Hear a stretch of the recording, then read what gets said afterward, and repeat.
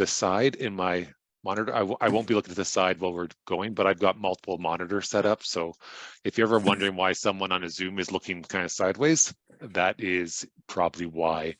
But again, I am just so pleased to see all of you join me tonight, and I'm Whole bag of bacon bits in the freezer. Honored and humbled that so many of Pardon? you Yeah. have taken on this important work in your community of faith. And I hope that this tonight can bring you some encouragement in your work. One of the great blessings of the work I do is that I get to talk with people like you who are giving their passion, their faith, their skills to their community of faith and really enriching the lives of so many people. So thank you again for that. We've got one more minute and then we will mute everyone and begin the presentation. Once again, it is being filmed. So if you, the film will, I think, will just show the spotlight and the PowerPoint that I have for tonight. But if you are nervous or if you are not able to be, if for whatever reason you would not like to have your name or face on there, you can turn off your monitor. And if you go to your picture on the top right, there's a little 3-dot piece and you can change your name to something else. I just give that as an option. Yep, I'm here. Yep. Thanks. Bye-bye. There is a Carson here, and I was just going around getting ready to mute everyone before 7, but I can't mute you. So are you able to mute yourself, Carson? Okay. And that would be at the bottom left-hand corner.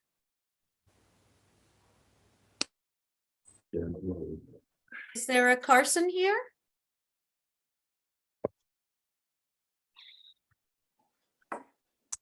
So when she calls your name, that's strange because I can't mute it either, so I'm not sure what is going on. No, sometimes it depends on the device. That's okay. And mostly we can mute them, but I will probably try my master trick just before you decide to start. Wonderful. Breakout rooms. Oh, which is kind of nice. You get to see the other people, talk to So at this point, we're muting everyone because our workshop is about to begin. So if you know how to do that. I can't hear anything. Muted? you put on mute. Nothing. The mute You turns your should be- microphone on off. No, I don't. Yeah, we won't hear you if you click on mute, but otherwise turn your volume up. Okay. We are at 7 o'clock and we will begin now. So we will be muting everyone just because of the size of the group tonight.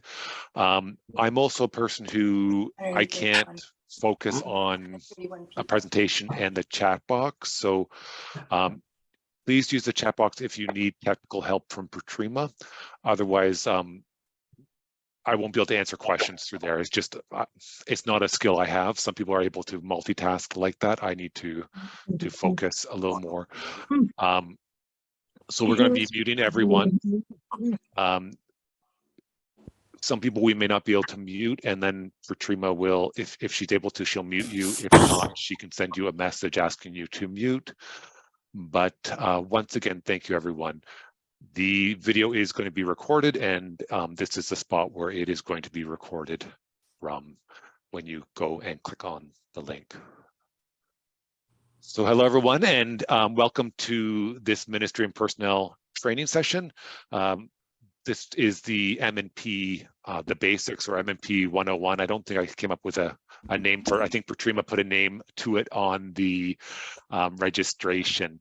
But this is the introduction piece. So I know some of you are new to the work of M&P. I've heard that some of you have registered before and you are retaking this training, which is wonderful. I am a person who learns by repetition. So thank you for those who are coming on new and those who have done this before.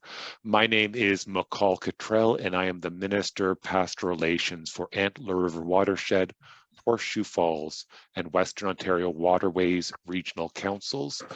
If you're wondering the size of that, that's over 420 communities of faith. And as I said earlier, one of the blessings of the work I get to do is that I get to meet so many people like you who give their time and energy and faith and skills to serve your church, to serve the United Church. And that's humbling and awe-inspiring. So thank you, all of you, for taking the time to learn tonight, but also for the work you do in your community of faith. I try to thank people when I'm talking to them and resourcing them. But if I ever forget, please know that I am very grateful for the work you do. I've been doing this ministry since August 2022, and I've taken over for Diane Blanchard. So if you've had experience reaching out to the Minister of Pastoral Relations in the past, it was probably Diane Blanchard.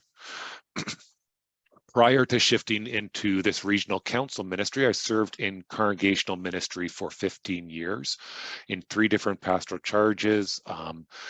And I'm thankful for all of these, all three of these pastoral relationships. I'm thankful that they were filled with supportive and encouraging people, and I loved them all and learned a lot from them.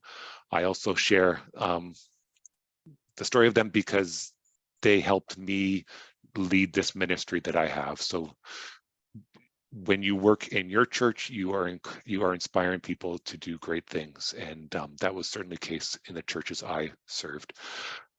Part of my role is to help resource you in the vital work you do in your communities of faith as the Ministry and Personnel Committee. As part of my commitment, I'm going to be enriching the resources available to you. This is work that I'm going to be doing over the next, well, hopefully less than a year. There'll be other M&P workshops in the future on specific topics. We are going to be offering this M&P workshop 3 times a year. This will also be posted on the Regional Council website under the Pastoral Relations Toolkit. If you're watching it recorded and you'd like to join in later on in a live one as well, you are more than welcome. But there'll be ones on specific topics in the future as well.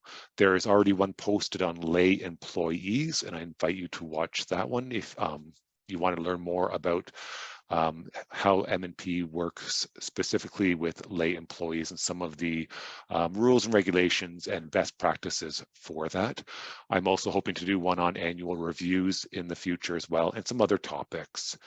Like I said, these will be recorded and put on the Regional Council webpage. I'm also going to be working on putting up an M&P section with different links to United Church resources and the policies from our Regional Council.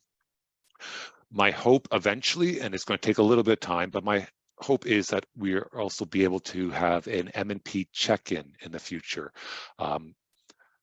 With the wonderful turnout tonight, I've realized that we'll have to do that by Regional Council and instead of a tri-regional one, but it'll be a time where you'll be able to receive updates on policies, resource sharing, confidential discussion, and a chance to know that you're not alone in this work and draw on the wisdom and skills of other people like you doing this great work. So watch for that in the Regional Council newsletter. It is going to take a little bit of time to start that up. Today we have a huge group. Right now we have 141 people on with us, which again, I'm just blown away by your willingness to come on a Tuesday night and learn about the work of M&P.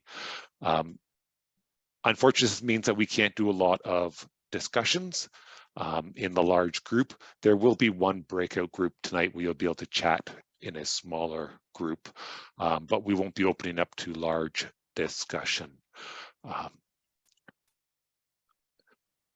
So I'm going to open up our PowerPoint for tonight. I need to share our PowerPoint for tonight. Let's see if I can share it properly. Katrina, is that showing on the screen? Yes, it is. And I should have announced for the recording that Patrima, another regional council staff member, is the wonderful person helping us with tech tonight. So tonight is M&P 101. We are going to, some of the information that we have tonight is from the M&P handbook, but we're not going to go through it page by page, section by section. You can do that on your own, but this will help with some of that and some other learning. Tonight my hope is that you are inspired in your work, that you feel more equipped to do the great work you are doing, and that you know where you can find some resources to help you along the way. Tonight, we're going to explore the roles and responsibilities of ministry and personnel committees. We're going to talk about confidentiality. We're going to look at some specifics, some tips, and explore a scenario in small groups. We're going to talk about some of the tools of the trade, different concepts that can help you do your work. And we are going to explore M&P identity as both trusted companion and trusted supervisor.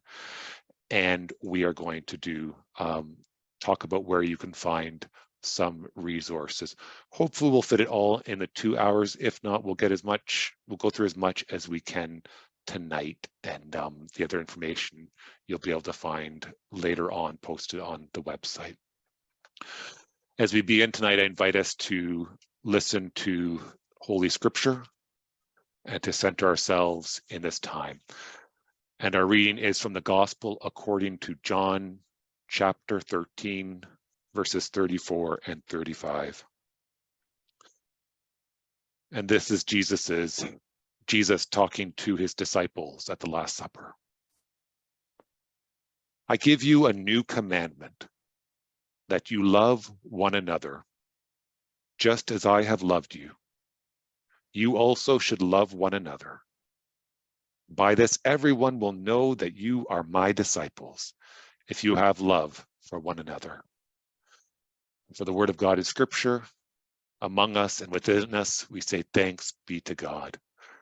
And I share this tonight because in this farewell address of Jesus, Jesus talks about the core of his teaching that he has shared with his disciples and with the community at large.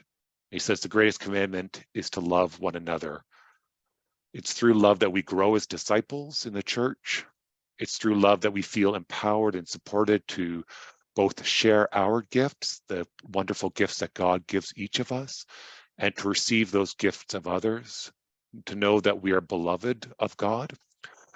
And through love, we encounter Christ's presence with us. That's why Jesus said, where 2 or 3 are gathered in my name or my way, I am with them. This is the invitation that we are met with as we undertake this important work as M&P. M&P, Ministry and Personnel Committees, help us to nurture the relationships in the community of faith between the minister and lay employees and congregation members, so that we may live our life and our faith fully in community.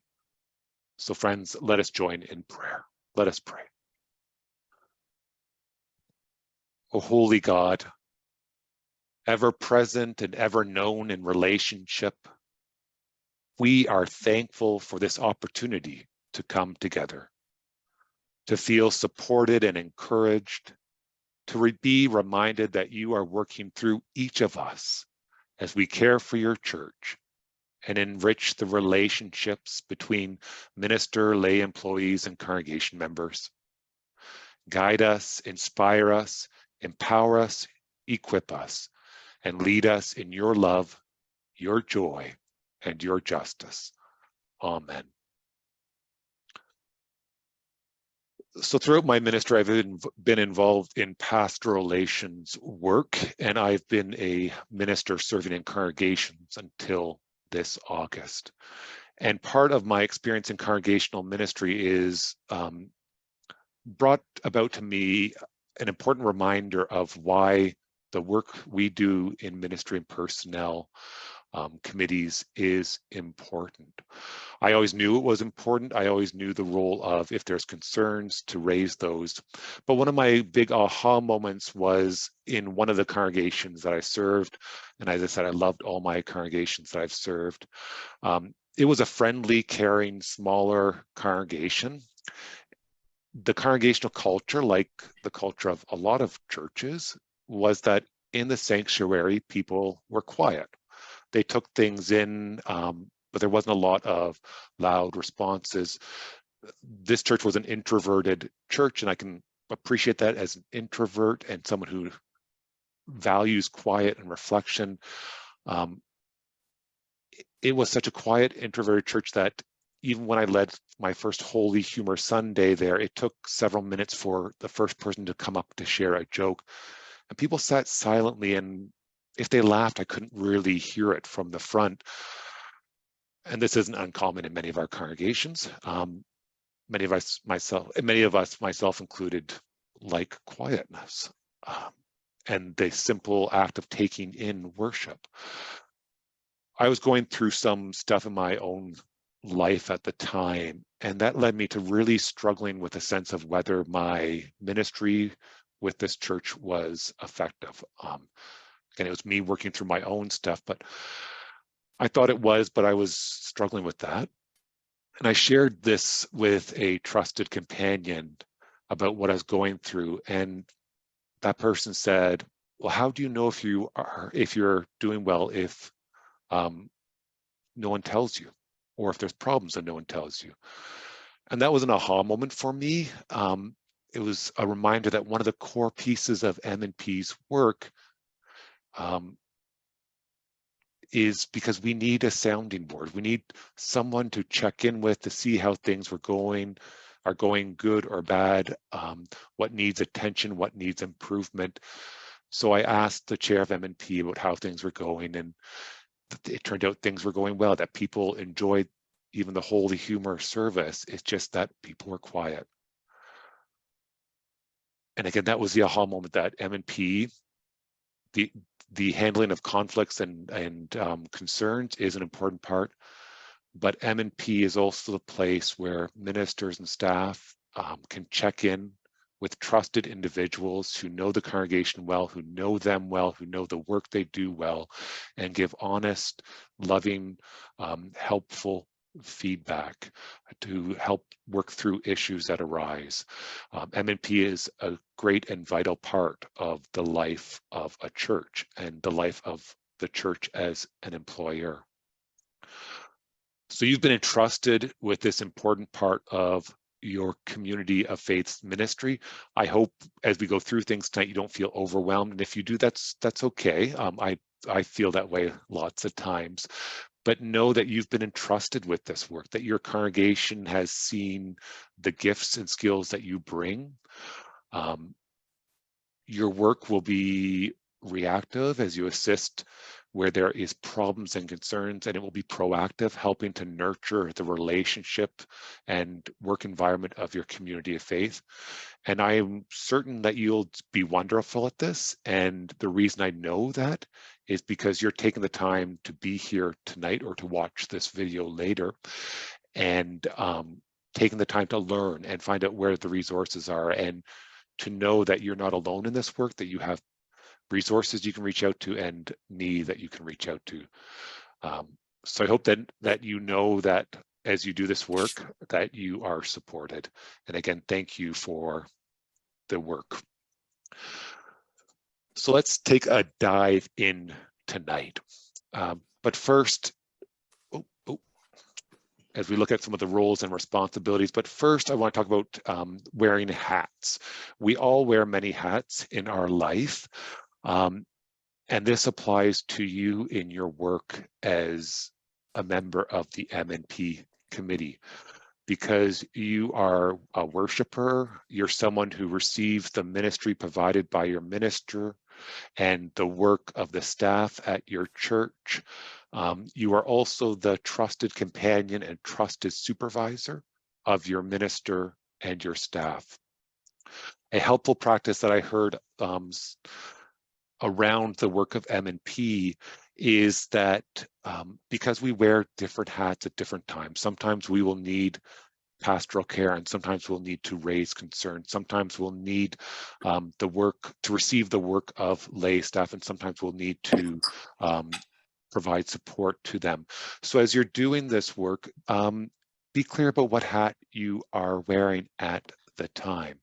If you're talking to them, to your minister or a staff member in your M&P role, you can let them know that I'm talking to you today in my role as M&P, as part of the ministry and personnel team. Work to balance your own expectation, needs, and hopes and vision as a congregation member with that role of M&P member.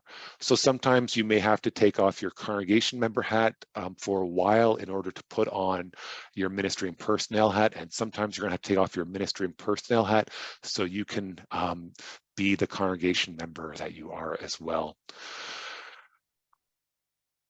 So some of the roles and responsibilities that ministry and personnel committees have, and this is in the handbook. You provide the consultation and support for matters involving the pastoral charge staff. So one of the ways, there's many ways you can do this. You can do this by regular check-ins. Some churches, M&P committees have a liaison person that keeps in regular contact with a staff member. You can do this by helping your staff and your minister problem solve with planning, being that place where issues can be raised, and that place where people can talk about their hopes for their work. You'll be providing, you'll be overseeing the relationship of the pastoral charge staff to each other and to the people in the congregation. You'll be working to raise concerns in appropriate ways and help people know how to raise those concerns, and we'll talk about this later. You have a great role in helping to foster healthy relationships. Some of the ways you can do that too is encourage your staff to come together to, if you've got different programming staff, if they haven't thought of it before, you may want to encourage them to have staff meetings. That was something I didn't do at my last church till near the end of my time there, and we had several programming staff, partly because I didn't think of it. So you can encourage that. You can have staff social gatherings to help them build that relationship together. If problems arise, be that place that you can help try to bring them together. So you're overseeing that relationship. You'll be yes. Micol, I had several people asking if you were, if the slides were to be advanced or if you are commenting on the first screen still. Oh, is it not showing the? Well, we're going to find out why what's happening there. My apologies. I've been advancing it and seeing it on my screen, but that's strange that you have not been able to see it that way. Thank you for raising that to my attention. I'm going to see what's going on there. Let me check. It is the joy of technology that it works well sometimes, and then all of a sudden an issue arises that causes concerns. So let me just, okay. Can you see the slide that says responsibilities? Yes. Okay.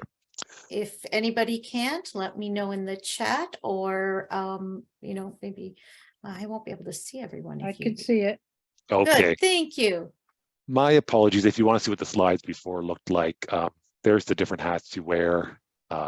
There's my wonderful picture I chose for diving in. So then there's my little why personal story. Yes, consultation role, supportive role, regularly reviewing working conditions, responsibilities, and compensation of all pastoral charge staff.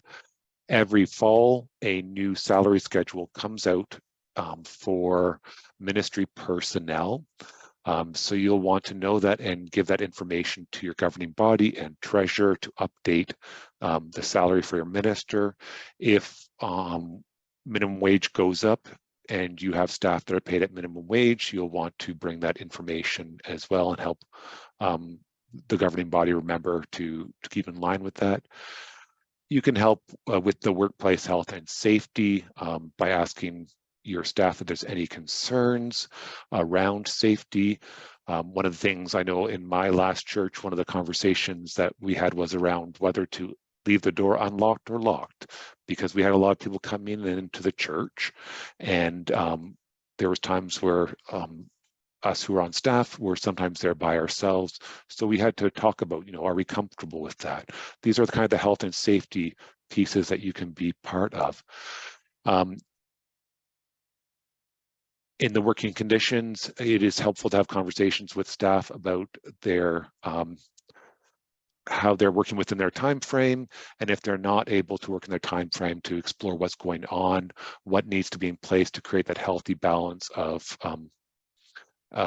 work and home life, of work and off, being off.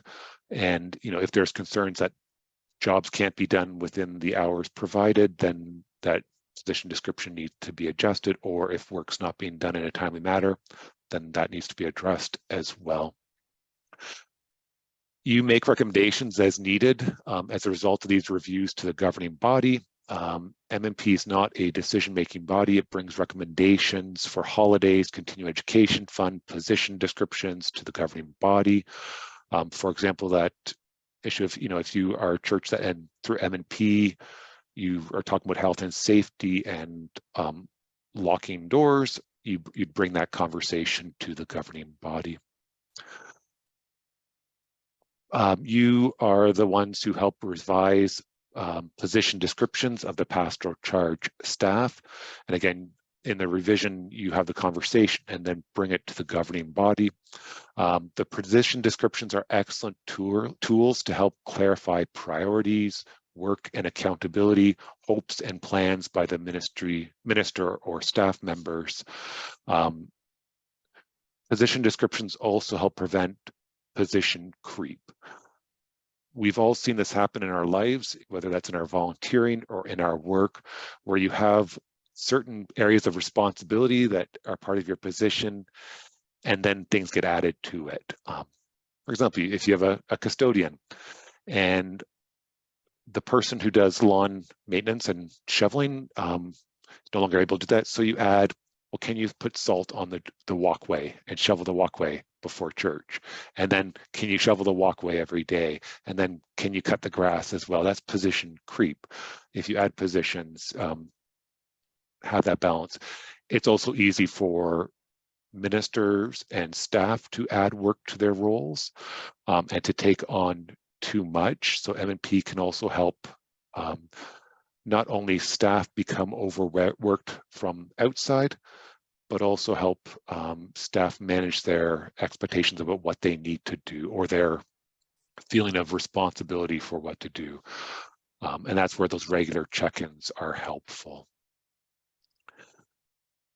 You are responsible for conducting annual performance reviews of the pastoral charge staff. Some churches are great at this. Some churches have struggle to know where to start. My last church was very good at doing annual reviews.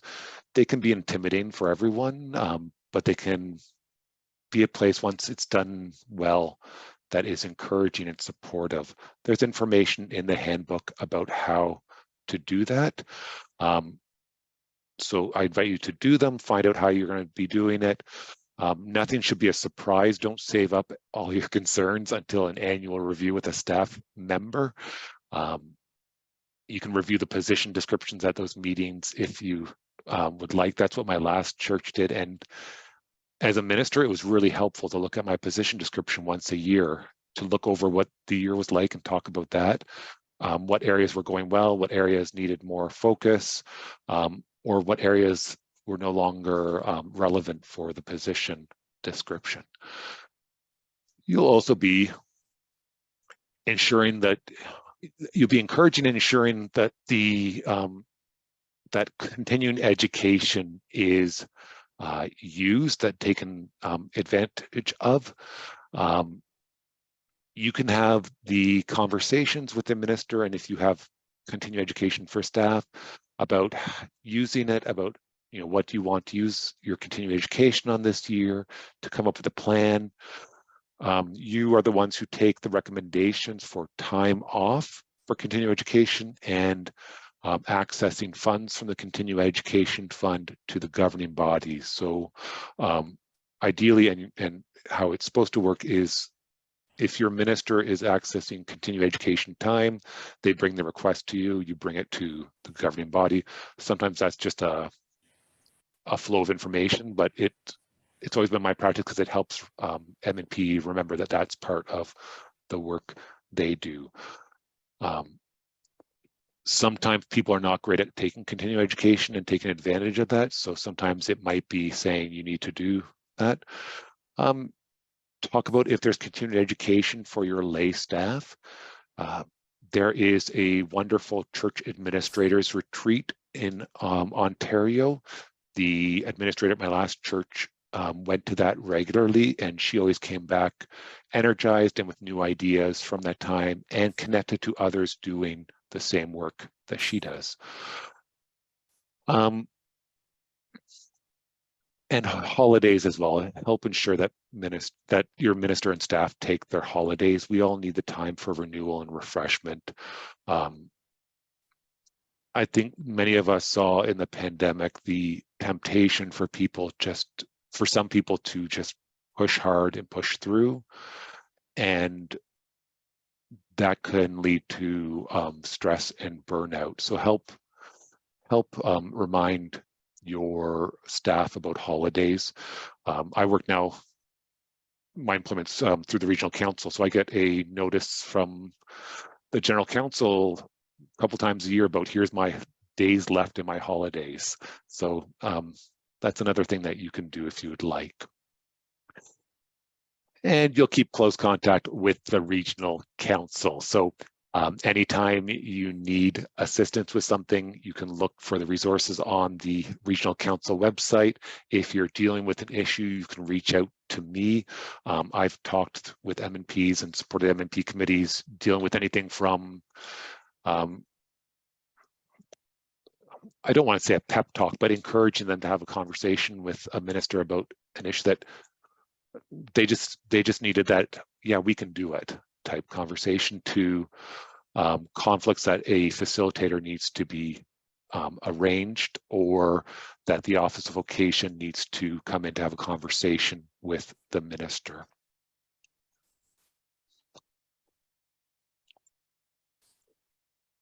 Feedback is an important part in the life of the church, and part of M&P's work is to help create the channels for healthy communication. You want to ensure that constructive feedback can be given and received in healthy ways, and feedback in ways that allow direct discussion, explanation, improvement, or change.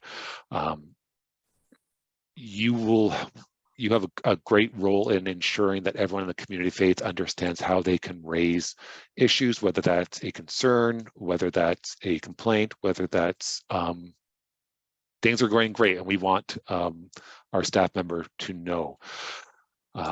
So consistent, clear, well-publicized process for appropriately raising concerns about ministry and personnel and lay employees is important. Ensure that concerns are raised through the proper channel and that the community of faith knows these channels. We've all probably experienced in church and other areas of life when people don't know where they can bring concerns. Sometimes that leads to conversations in other places, which help people feel that their concerns are raised, but may not lead to actually issues being solved and may actually heighten issues. You are able to help nurture the relationship between M&P and other committees in the church, to help them understand the lines of accountability and who supervises the staff. That's one of the things you may want to look at in your work as M&P and the life of your church, is who has oversight of the work done by staff. Some churches, the custodian reports just to M&P, and some churches, they have an active property committee, so the property chair helps with the these are the areas that need to be worked on this week, or these are the events we have. So where does that information flow? And you can help educate the governing body and committees about the role of M&P. If you want an easy entryway into how to have that conversation, you've just attended an M&P workshop or watched the video of it, and you want to share with your governing body about the wonderful work that M&P is entrusted with. And that helps people remember, oh yeah, M&P is here for all these different things. Sometimes feedback is difficult to give, and it's dealing with issues that you need greater support. There is information in the handbook about accessing the Employee Family Assistance Program, the part that is available to Ministry and Personnel committees to help coach you in having some difficult conversations. And I am also a resource available to you for that. Confidentiality and transparency are an important part of your work. I like this photo because my joke when I put it in, my joke to myself, I work alone in my office. So my joke to myself, like people who are alone, I get to joke to myself a lot. But is this person talking about what happened at the M&P committee to other M&P members or other people in the congregation, or, you know, where is that communication going?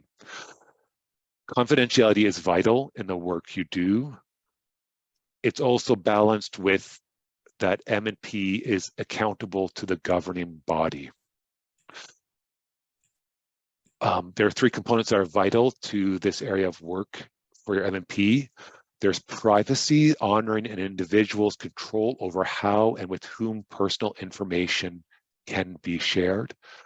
For example, a staff member shares with you that they just need to talk because they have a loved one who is ill, but they don't want everyone to know that. They just want to know, let you to know that that's on their mind, and if there's any changes in their behavior, that's what's causing that. That's private. That's private information that you hold.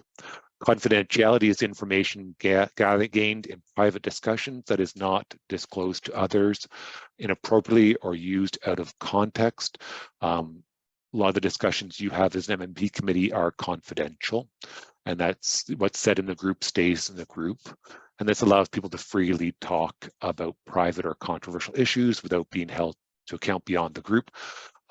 It also helps people trust that they can share with you. There's also an element of transparency. The methods and procedures, how you do things as a committee, need to be clear and open, and people should be able to question that. People need to know how they raise concerns with you, and we'll talk about that in a bit, and how conflict is managed.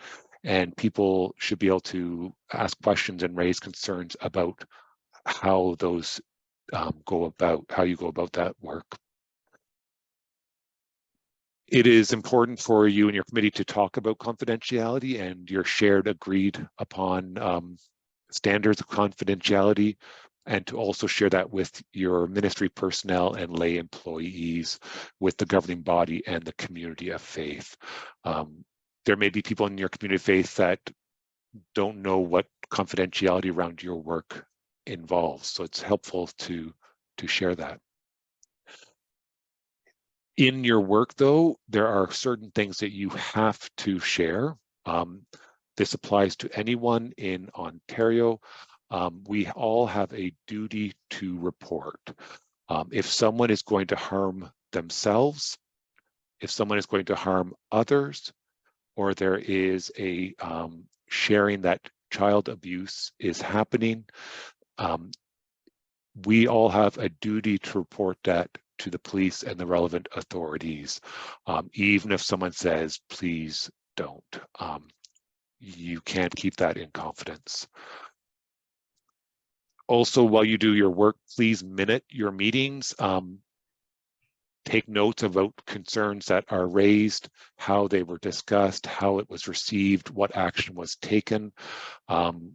Keep these good notes because you may need them later on, especially if areas of conflict escalate, or if there is concerns about staff performance or the Office of Vocation needs to be involved to help with an issue with the minister undertaking their functions of ministry and living within the ethics of the United Church. One of the areas that can be stressful for MPs to work with, but it is a valued work and important work, is being the place where concerns and complaints are directed. In your work, when you receive concerns and complaints, and this is important to share, is that we can't work on undocumented complaints or allegations, no anonymous complaints or rumors. We have all heard in our homes, in our communities, in the different groups we belong to in church, some people are upset about. You will hear that. But we invite people to speak for themselves. And so if you hear that, ask them, it sounds like you might be upset about this. Can we talk about that? Invite them to share their own story. Sometimes people use that because they are nervous about sharing complaints. Sometimes they're worried that it won't be taken seriously. So that's the idea that more people are with me. Sometimes it is that they've had conversation in a group and they want to share that, but invite people to share from themselves. Concerns and complaints should be in writing. And what that helps is it helps people to be clear. The act of writing out or documenting a concern helps us to think about what exactly is this concern to be specific. It gives your committee the specifics about the concern. It helps you minute and track the concern. It also gives the person who the concern is about the ability to speak to that concern. When there is a concern brought to a staff member, they have a right to know who brought that concern and to know the specifics, because this allows them to address that fully. Whether it is a misunderstanding that needs to be worked through or a large area of conflict. We really work in our church, in society, to create the atmosphere where people do not feel they will face retribution for raising concerns. And if it does get into a situation where a staff member or the minister is harassing someone who raised a complaint, we do have a discrimination, violence, and harassment policy that would then come into play, which we'll talk a little bit about later. But people should feel safe to raise concerns without the fear of retribution. And that's an important part of healthy relationships. I was recently asked, does this standard of putting things in writing apply to the minister if there's concerns with a lay person? And as we talked about, yes, it does. For all the same reason. It helps them to be clear about their concerns and for you to know clearly what the concern is. It helps with note keeping and when you have conversations to have that documentation and the specifics. You are going to be balancing confidentiality and accountability. At times, you must share information with your governing body, and this is from the handbook. So when recommendations are made for actions, example, a disciplinary action for a staff member, that needs to be shared with the governing body. If there's a potential that such action may need to be taken in the future, you'll need to do that. Risks to the community of faith need to be shared with the governing body, and other scenarios at the discretion of the M&P committee and as requested by the governing body. So that balance of protection of personal privacy and accountability. There was something I was going to say about this one. What can I do to help out? Oh, one of the pieces that is helpful for governing bodies to know is how to use effectively in-camera discussions. Motions can't be made in camera, but sometimes conversations need to happen in camera. I was part of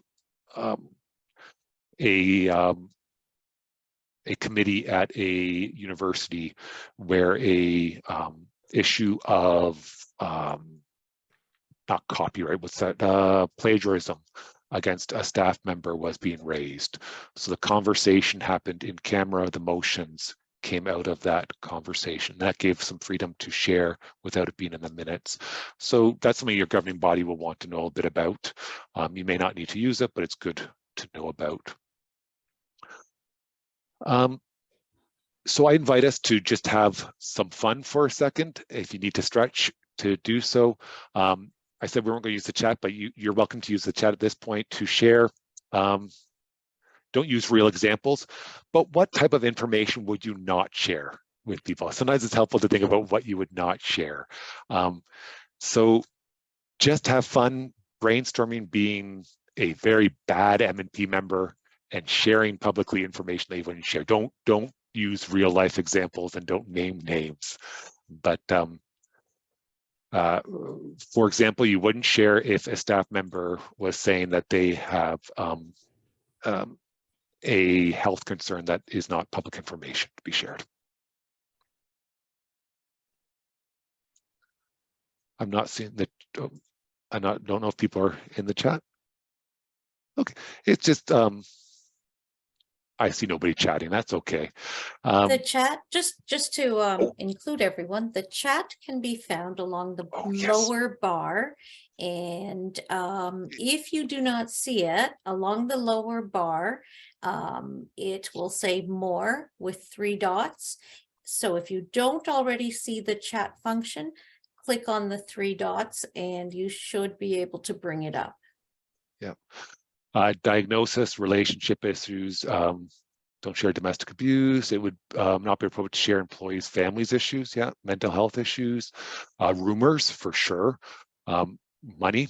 You may have a staff member reach out about concerns about money and finances and looking for resources. You don't want to share that with everyone.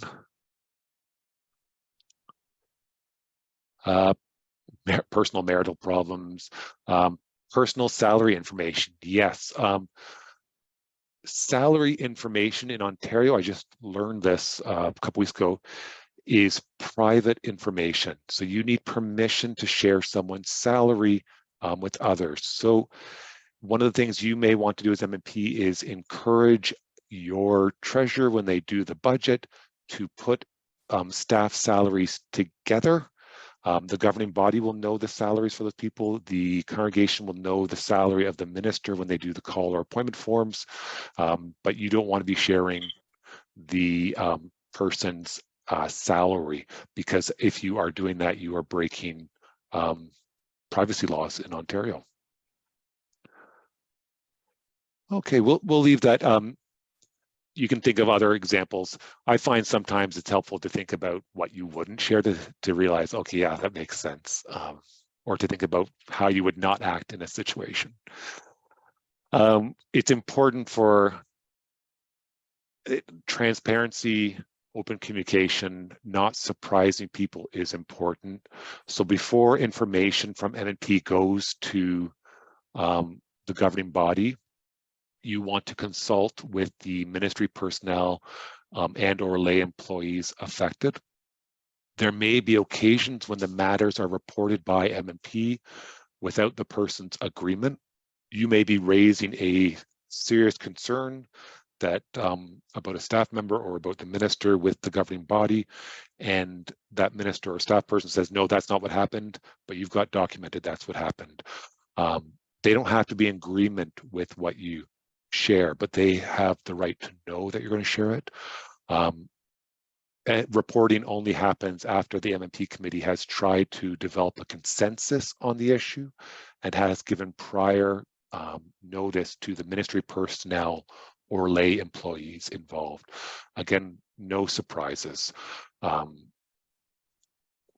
of the areas too is with no surprises is finances is a big thing in churches, and right now there's churches struggling with finances.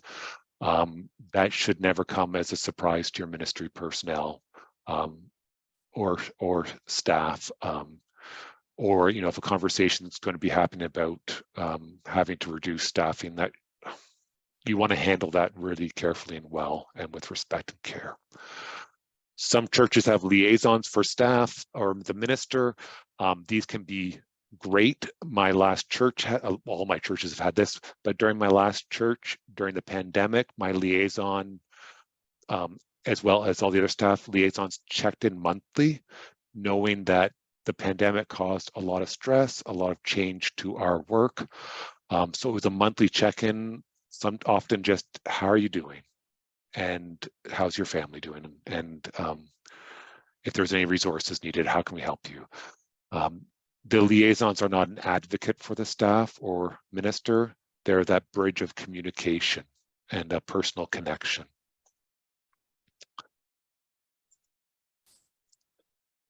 So going a little deeper, this isn't from the handbook, this part, but one of the three great tools that you will have that will help you in your work is curiosity, open questions, and clarifying questions. In my work, I use, and I have it on my desktop on my computer, the centering words of curiosity, clarity, compassion, and faith. And that's how I strive to live out my work, as I clarify policies, resource people, and help M&P committees and other people in the church. Curiosity and open questions are a great part of your work. Open questions, examples, open questions are questions that can't just be answered yes and no. So an example would be, can you explain more about why you feel this way? If you're dealing with, like, let's say the custodian and the church wasn't cleaned after coffee hour on Sunday. Betty, I noticed that want to talk to you because we've noticed that the floor wasn't cleaned after church on Sunday after coffee hour. Can you tell me what happened there? It leads that conversation. Another example is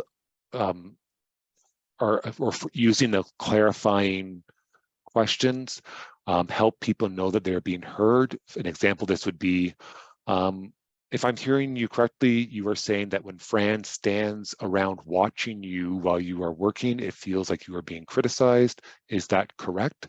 And that helps people know that, A, that they're being listened to, but also helps you know that you have the correct information. Because sometimes we hear a lot of information. When people are nervous or upset, a lot of information comes quickly. So to be able to give these clarifying questions, to be able to ask those open questions, to enter with curiosity helps a lot with those. So we're going to go into breakout groups in a second. We're going to be in breakout groups for, I'm going to give you 15 minutes. I invite you to introduce yourself and to discuss a scenario. So you're going to be an M&P committee for a church that's not your own. And here's the scenario. And however your discussion goes will be great. So if you don't get all the details perfectly from what I read to you, it'll be okay. Just go with it. You are part of the M&P committee at Bill Bop United Church. We don't have a Bill Bop United Church. That's why I chose that name. And there has been several members who have expressed concern that Reverend D. Duck has not been doing visits. Reverend Duck has not been going to the hospital or phoning people, except when it is very, very necessary. The concern has been raised informally, but has been raised on numerous occasions. The church administrator has noticed and noted to you that Reverend Duck spends most of her time in her office when at the church and only emerges when she needs to for meetings or when there is a group at the church, but she doesn't stay afterwards to chat. She hasn't been doing going to the long-term care home for visits, only services and not staying and talking. She doesn't go unless specifically asked. Members of the M&P committee, you have noticed this as well. There's no formal letter of complaint or concern. Nothing's been written, and when people approach M&P, they say they don't want to make a complaint, but they are upset and concerned. One of the things that you notice is that when Reverend Duck began ministry at Bill Bop United Church, she was very outgoing and very friendly. She would take time to chat with people whenever she could, and if there was concerns about how someone was doing, she was one of the first people to call. She regularly visited people in the long-term care home and the hospital, and there has been the change. And when you think of when the change happened, it happened about a couple of months ago. So again, you have a concern being raised about the minister not doing visits, not really engaging people other than necessary duties, and noticing the change. So take some time in your breakout groups to play with the scenario, to talk about how you would work with this as an M&P committee, and get to know each other too. Introduce yourselves and where you're from.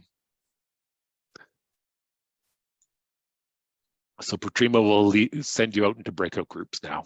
Okay, now. We're Okay. back. Wonderful. Very good. Got Well, unmute again? I'm glad someone noticed the D duck.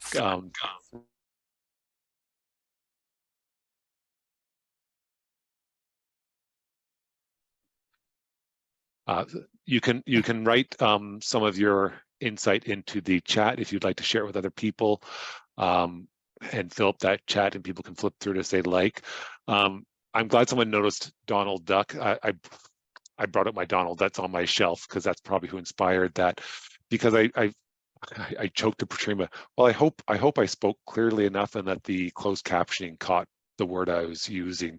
I may use another name for the future just in case. So feel free to add comments into the chat. So this situation is not from one situation, it's from several that I've in my work of doing pastoral relations over the years in ministry and doing training like this has brought about. So there's no D-Duck minister around. One of the things that you may have talked about in this is that there's no formal complaint, but there's a concern and a pattern noticed. In one of the real life scenarios that this is based off, where there was a significant change in a minister's behavior and functions of ministry, what came out of the conversation and out of that curiosity was a realization that while the minister hadn't said anything, well, people kind of knew, but well, the minister didn't talk about how stuff in their personal life was affecting their work. The minister had a close family member who was in need of a lot of care, and they were part of that care team. And so that was a big factor in why the personality and the behavior changed. And I raise this because if we approach this scenario with that idea of curiosity, the interaction we have change. While this is a function of ministry and that the concerns about the performance of the minister, it's also rooted in that care and concern for the minister. So M&P's approach would be a little different in this scenario. There is tools that you'll want to have at least a glancing knowledge of for your staff. If your staff have benefits in the United Church and your minister has benefits, the Employee Family Assistance Program, the United Church Benefits Plan has coverage for different types of therapy, including counseling and psychotherapy. For ministry personnel, we also have in our regional council, a pastoral support minister, Kevin Steeper, who provides, he calls himself the chaplain to the chaplains. He provides pastoral care to ministry personnel. You can find out about Employment Family Assistance Program and the benefits if you look up United Church Benefits Center. In our work, and I include the work I do, one of the things I have to remind myself is that sometimes there's a temptation to rush and solve, especially when we're dealing with difficult situations or people who are upset. And sometimes the most caring thing we can do is to slow things down, explore, and help people think through, to be the non-anxious presence so we can work through issues. There is a section in the M&P handbook about leaves, and I mentioned earlier that ministry and personnel are not a decision-making body. There is one exception, and that is it's the Ministry and Personnel Committee is responsible for making decisions about compassionate leave for staff and ministers. And the reason for this is sometimes you'll have more information about why that leave is needed. You're going to share that, you're going to share the need for a leave with the governing body, but you'll also respect some of the privacy stuff and share what needs to be shared and ask the person what they would like you to share. But you can grant compassionate leaves, and that's in the M&P handbook. So I hope everyone had a good conversation. That's a great question. How long is the contract for a keyboardist or pianist? That is, I missed that when I was giving my information. Position description should also include if there is a time, if it's a year contract, that should be in there. If it's longer, that should be in there. There should be a sense of how long that agreed upon contract is for. So that's something that you need to work out, and it's the governing body that makes decisions around the employment pieces for lay staff. I'm going to go back to the screen sharing.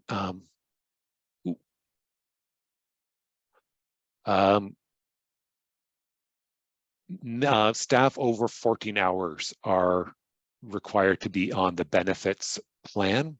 One thing to note is that the minimum hours, the 14 hours, is per staff member, not per position. So if you've got a staff member who works 7 hours at your church, but also works 7 hours for the United Church in another congregation, they are eligible for benefits because they are now over 14 hours. So that's just something that I learned this fall. So we're going to talk about some of the tools for the trade that we have. And these are little things to help you. They're not, one of them is in the handbook, the rest of them are not, but it's things that you can use to help you in your work, just like that curiosity and open questions and clarifications can help you. One of the realities is that in our work, we get to deal with conflict. Conflict will happen.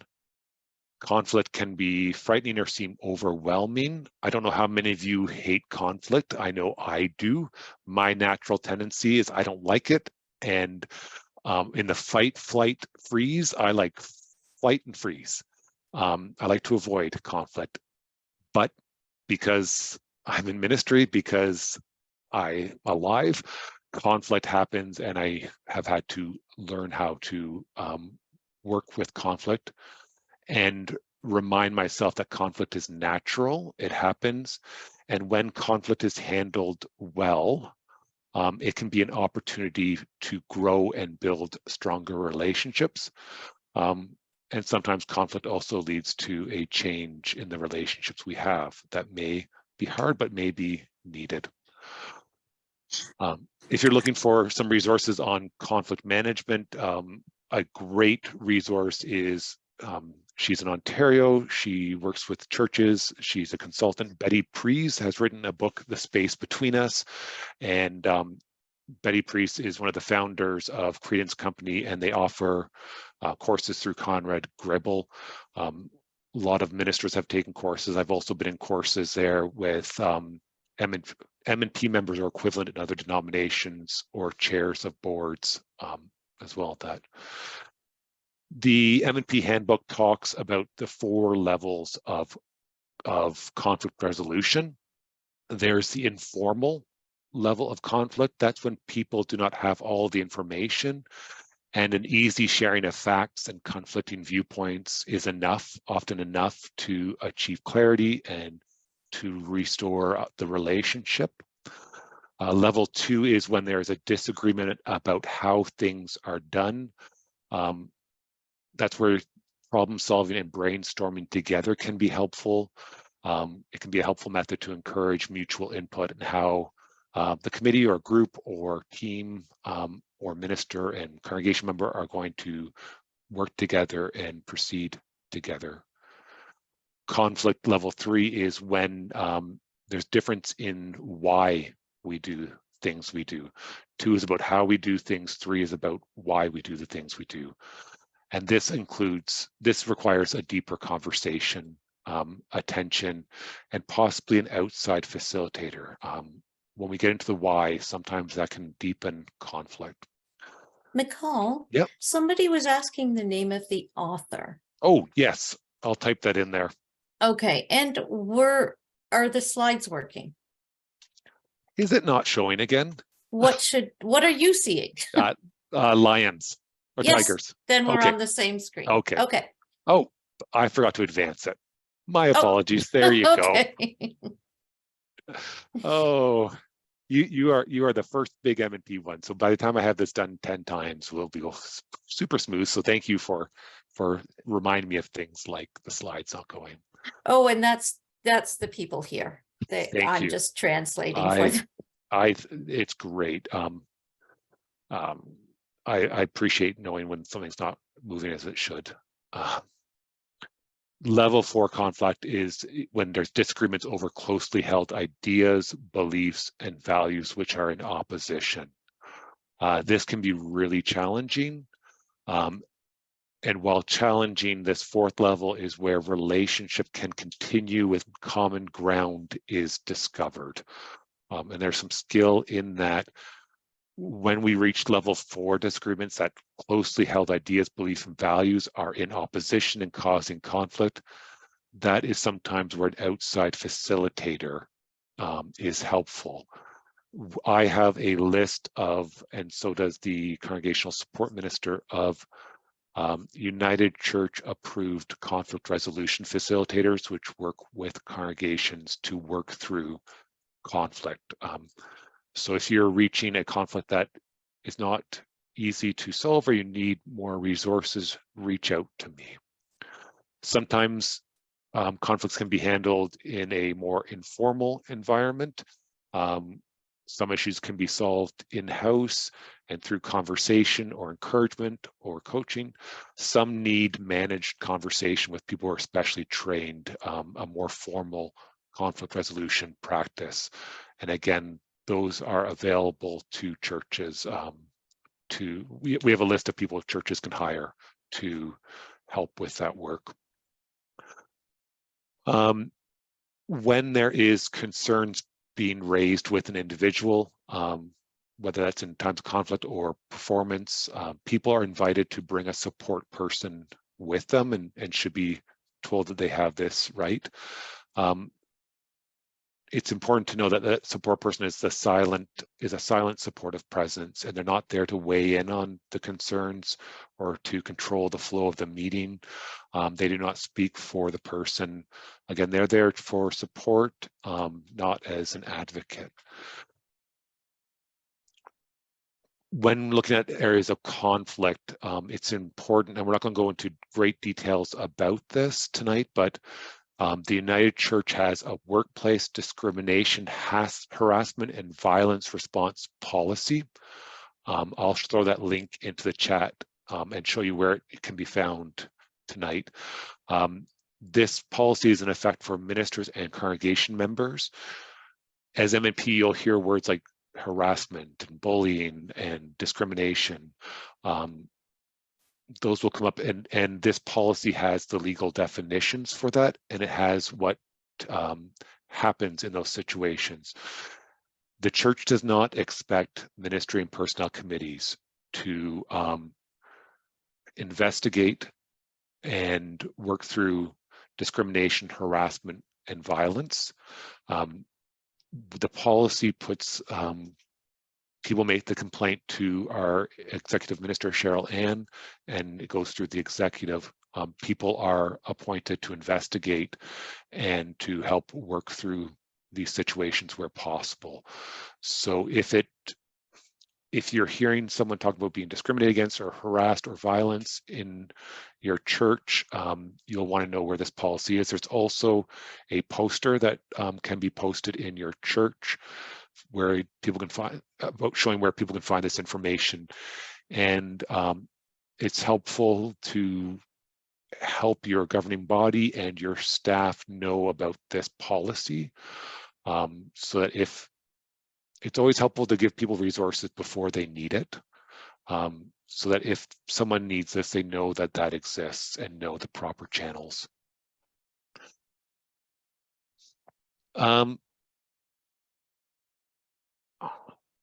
There is something I learned about fairly recently in conflict management called pinch and crunch.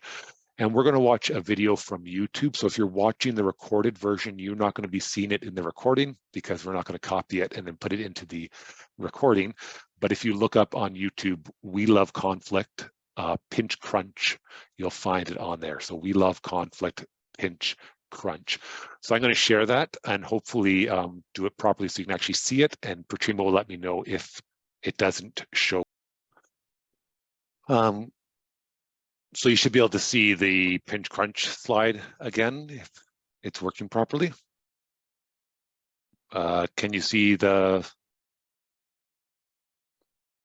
I'm not hearing anything. Patrima, can you hear me? Okay. Yes. Okay. Definitely. Thank Sorry. you. That's okay. So one of the things for me learning that is that we can pay attention to those moments of pinch, and if we work on those and help people through those, it can help avoid some of the crunches, some of the major conflicts that can happen. So don't be shy of those pinch moments and help your staff and minister know about not being shy of working through conflict when it's at the lower levels, because if we bury things, they do appear later on.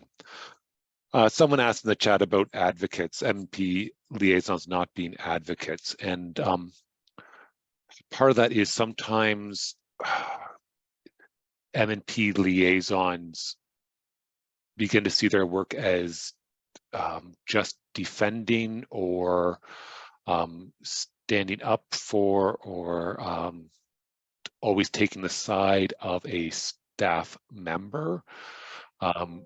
While they bring concerns from the staff, they are members of MNP and discuss issues that have come to MNP. So they are the channel of communication, not taking a set side for a situation. So if you've got liaisons, explore that idea together. The Benefits Center website, I'll show you where that is when I show you some resources, because it is helpful to know where that is. Someone asked about that. Someone asked about contract with cleaner. So one of the important pieces, and we're not going into it much tonight, it's on the lay employee training, is that there are clear definitions in Ontario around who is a contract employee and who is an employee, or contract worker and employee. That can also be found in the financial handbook for congregations, because you also don't want to get caught in the thinking that you have someone as a contract worker and they are legally an employee, and that affects several different pieces of how their autonomy and decision making, their accountability, holiday, different pieces. So that's something to be paying attention to. Again, the video has that in there.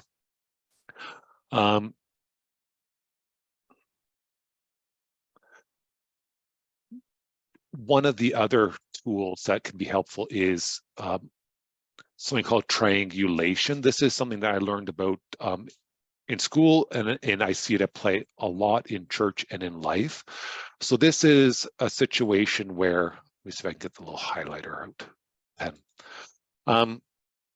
Person B, let's call that Betty. Betty is a member of the congregation, and Chuck is a member of the congregation. And Betty and Chuck, every time they are in the church, they get into arguments. They can argue about anything and everything. It gets heated. They are at the point where they really do not get along and is causing some issues. And what we see happen sometimes with that is the conflict is between Betty and Chuck. You can think of it as maybe this is staff in your church. But all of a sudden, Betty talks to a group in the church or another employee about all the things that Chuck is doing wrong, about the conflict and about, you know, how Betty is right in this, and wants to align, I forget what proud person, the group A into that conflict. So the issues becomes no longer just about Betty and Chuck working something out, but now this person's pulled into the middle of it. It's triangulated into it. This is something that staff will experience in your church. People in your church will experience, where someone will want them to solve the issues for them instead of people working together, working things out together.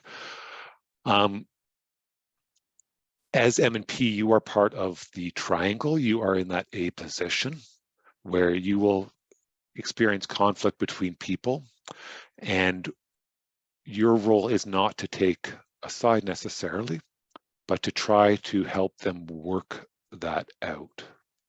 One of the other pieces with triangulation, and we're just doing a very quick summary of it, is that sometimes the C position is not a person.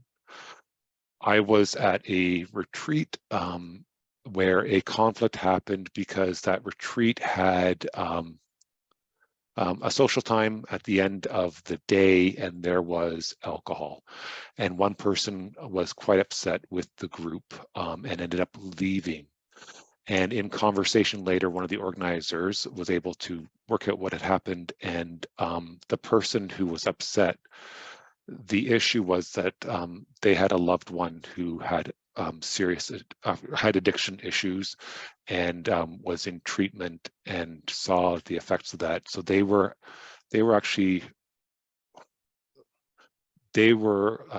dealing with that conflict in themselves and in society, and it was being applied to the whole group.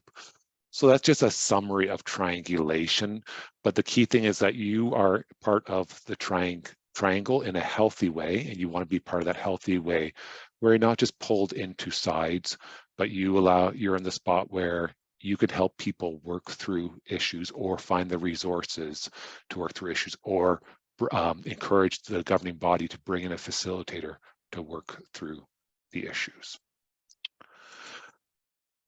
Another tool that can be helpful is called intent, action, effect. And for this, I'm going to share a story about happened to me, a conflict that happened that thankfully was quickly resolved. Early in my ministry, I was in a worship committee ended, and the chair of the worship, before they left, said, I'm not going to be able to be at the next worship committee meeting. I'm going to be away. So my response was, well, thank you for letting me know, and the committee will be able to meet and we'll let you know what's happening. So my intent was to tell the person, and this is the internal side, so inside of me, my intent was, thank you for letting me know. I hope you have a good time. The committee's great. We'll let you know what happens. Don't worry about being away. So that was the conversation that I had. I told her, thank you for letting me know. Sorry you can't be there. The committee will let you know. I got home, and I often don't check work email when I get home when I was in congregational ministry, but I checked my email quickly, and I had an email from this person who was very upset and about how did I not value their leadership, did I not value their work. And what happened was the effect of the words in the internal space of that person, they heard their leadership being invalidated. They heard that you don't respect me as a leader. Thankfully, this person did catch in after that. Okay, I sent an apology. You know, I didn't mean to say that. I'm sorry. That's how it came across. That person came back to me later on said apologized and said I was wrestling with my own stuff and my own history of not always being valued in the work I do. So this will happen where people say or do something or plan, or their intention behind something may be one thing, the action happens and the effect is very different. When that happens, the way to work through it can be one of the key phrases with the intent action effect is that when you do this, it makes me feel this. And so when you said I didn't need to be at that meeting, it made me feel like I wasn't valued. And if there's mature conversation, it could be that, was that the intent? So you want to break down where that breaks down between intent, action, effect, because that can lead to big conflict, and it's one that can be worked through. So if someone comes with a concern, let's say that person came to you as an MMP and said, the minister was disrespectful to me, and you talk through it and they share what they had. And then you have a conversation with, bring me and that person together. You can ask, what was this is what happened. What was the effect on you when you heard that? And what was the intent when you said that? And if it can be talked through, that can be a very helpful thing. So those are just some of the tools that will be helpful along the way. I'm going to share with you where you can find some of the information that will be helpful for you. Oh no, we've got another piece. I've lost my slideshow, I'm sorry. So some of the models that are helpful to think about who you are is you are the trusted confidant for people that they can feel comfortable sharing stuff with. The staff and your minister should be able to feel comfortable sharing issues with you, sharing, if there's stuff going on in their family that's affecting their work and they want you to know that. If they're trying to work through issues with you, you are the trusted confidant, and that's where the confidentiality comes into effect. You are also their trusted supervisor. You provide clear direction about the job description. You address concerns. You offer helpful and consistent feedback. You know how to access policies and procedures for people. So trusted confidant and trusted supervisor. When I heard this, I thought this was a very helpful way to think about the work of M&P. So when you are looking for resources, there are a couple places that you'll want to know about. I don't have the page open. I'm just going to search. You're going to want to know where the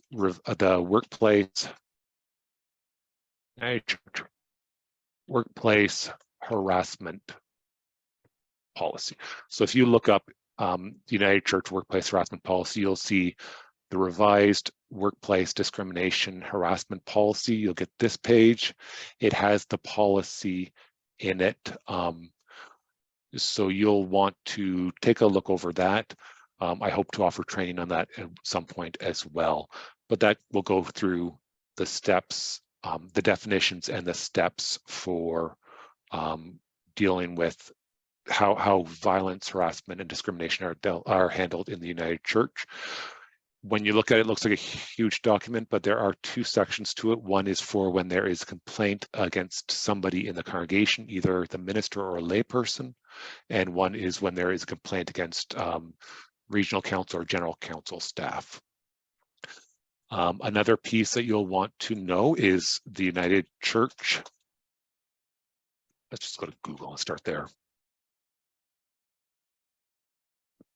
You'll want to know where the United Church pension and benefits website is. So if you go on to the United uccbenefits.ca, that will show you the pension and benefit. That showed me to the pension and benefits page.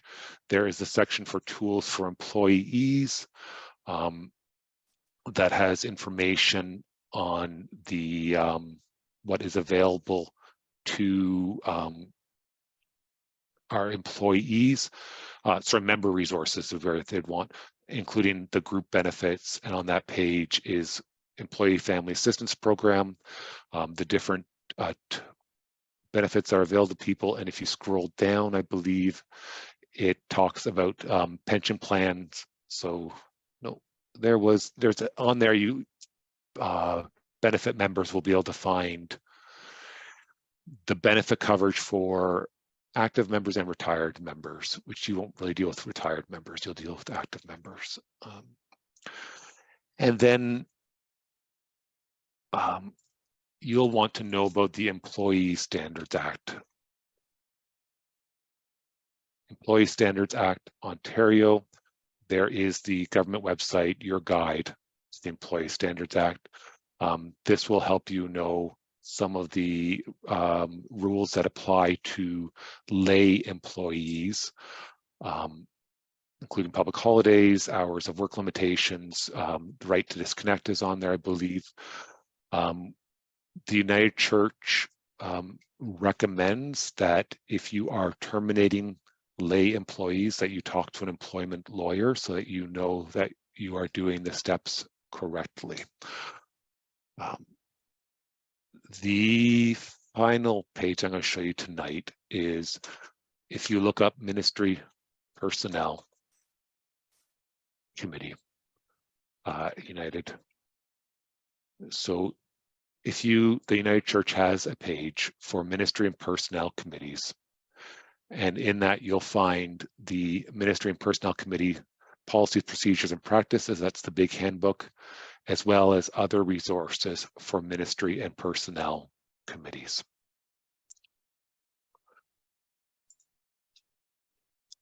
So I know that's a lot of information that we've been receiving tonight. I hope you don't feel overwhelmed. A lot of these pieces will come up as they come up, and as they come up and you're not sure what to do, please know that you can reach out. Part of my work is to help you as you work through these issues. The last website, I will drop it in the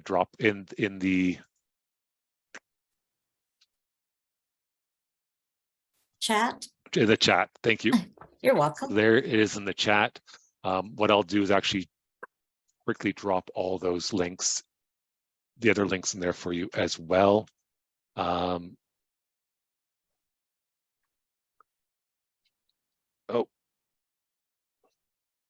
If anybody wanted anything that we were talking It about didn't put the today or links. mentioned, Yeah. yeah, we can also send everyone an email. Oh, wonderful. And just jot down those links in there and send that off to you. Wonderful. Yeah, liability is an issue with contract worker versus employee. So you'll want to make sure that you've got a clear understanding of that.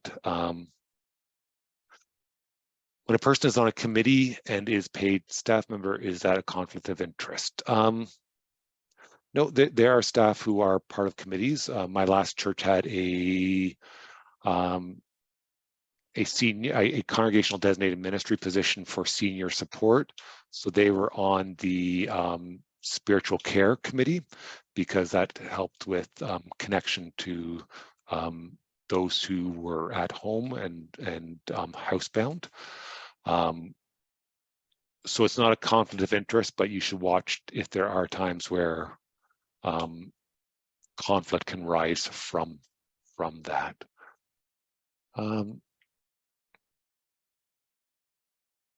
Okay, I think I caught the questions. Yeah, so yeah, so we'll make sure those links go out by email. I'm also going to put them onto the, like I said, onto the Pastoral Relations website. I'll make a page for M&P resources, so the videos will be part of that, and then these links will be part of that as well. So we've reached the end of our time together. I'm sure there's lots of questions that we are not able to get to tonight. As I said, I know there's lots of information that was shared and not a lot of chance to ask questions. So definitely continue to watch for information in the newsletters about when the M&P check-ins are available, when those come on board, for when the video is published. Jeremy, did you want to tell people how they can sign up for the newsletter if they haven't done so? That might be something. Oh, absolutely.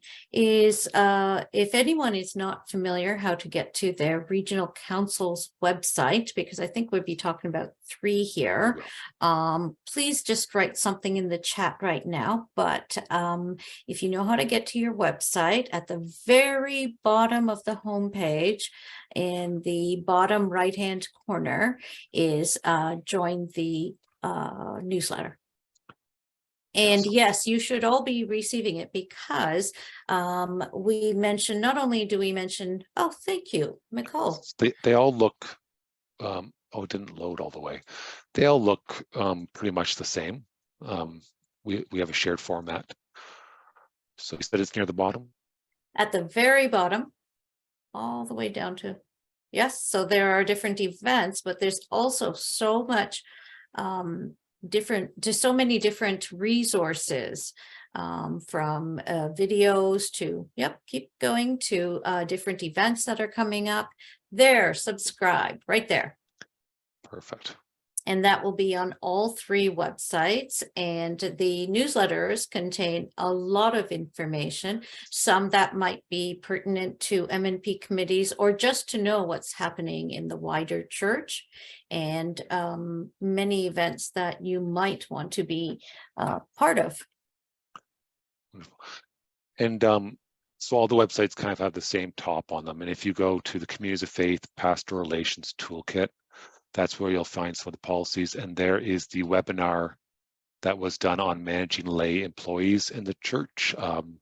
It was shared with our regional councils and Shining Waters, and it was done while I was filling in for Diane. So you get, if you get done tonight and you think, I want to listen to more of Micol speaking, head over and watch that video as well. But we'll end our time tonight in prayer, again with deep gratitude for all the work you're doing. And again, remember that people have noticed that God has gifted you with the skills for this work, and the passion for this work, and know that the work you're doing is important and that you have the tools to do this work well. So we're going to end in a moment of prayer. Let us pray. Holy God, you are our rock and our strong place. You anchor us in life and in this important work of the Ministry and Personnel Committee, that we may do our work with hope, peace, joy, and love. Bless all those who are gathered right now and those who are watching later on. Bless those who serve on Ministry and Personnel Committees, that this important work may be both meaningful to them and that they may be a healing and life-giving presence in their communities of faith. With gratitude for your Spirit ever leading, we end this time saying together, Amen. So thank you, everyone, and blessings on your evening.